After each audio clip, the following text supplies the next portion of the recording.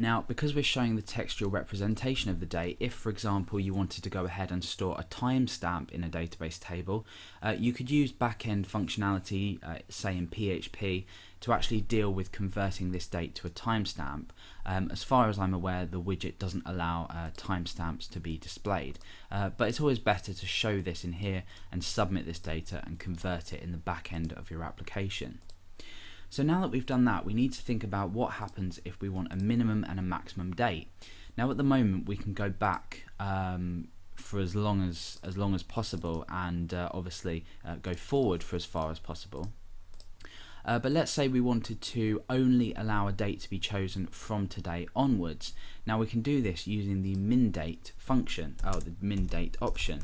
So minDate.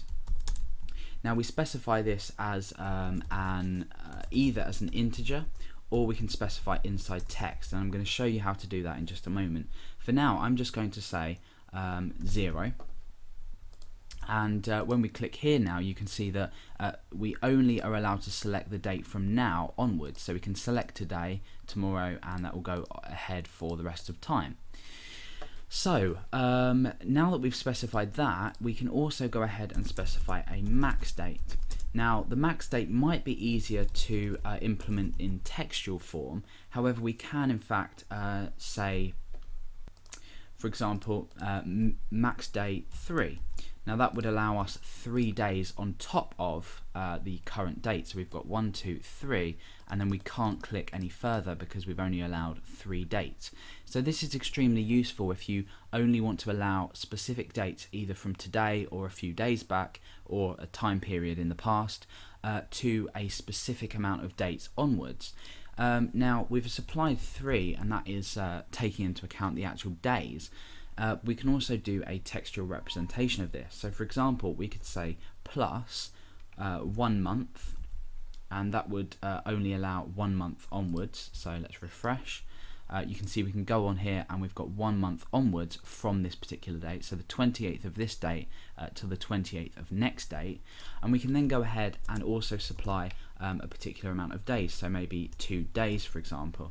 So we use plus 1 month and plus 2 days will lead us to the 30th of August. So we're allowed to do this in textual representation as well as the min date as well. You could say, for example, minus 5 days.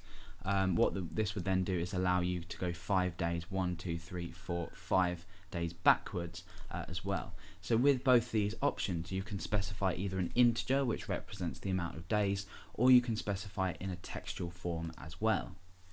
Okay, so the next option we're going to look at, I'm just going to comma separate this and come down a bit so we can fit everything onto the text editor, is the show button panel.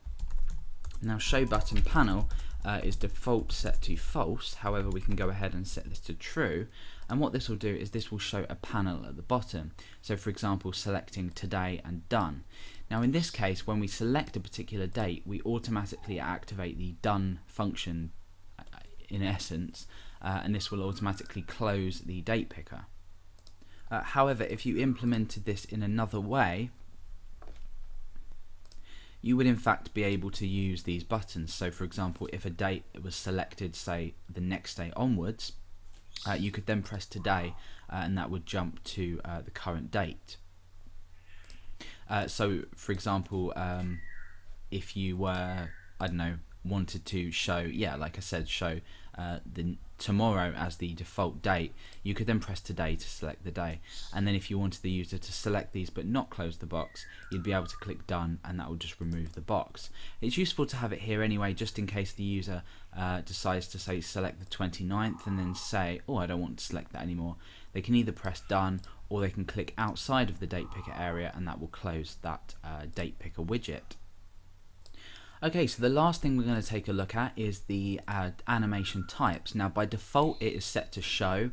We're going to go ahead and specify show anim, so show animation, and there's lots of different options we can give this. They're all listed in the jQuery UI documentation. For example, we could choose bounce instead of the default show, and this will bounce in the box here, just depending on how animated you want the effect to look. For example, we could also choose fade in, and that would just fade in the date picker. Like I said, by default it is show, and when we refresh and click show, that will just pop out like that. If you wanted no animation whatsoever and you just wanted the date picker to appear, you can leave this blank here, and what that will do is it will just show it like this. Probably for more corporate or more important websites, I guess, however you want to describe them, the show option is a good idea because it just shows the date picker rather than including too much animation and making it look fake. So that's the date picker widget in the jQuery UI. As you can see, it's extremely easy to implement. By just using the default date picker widget on top of the form field that you want to show, you can easily implement this to attach to an input field.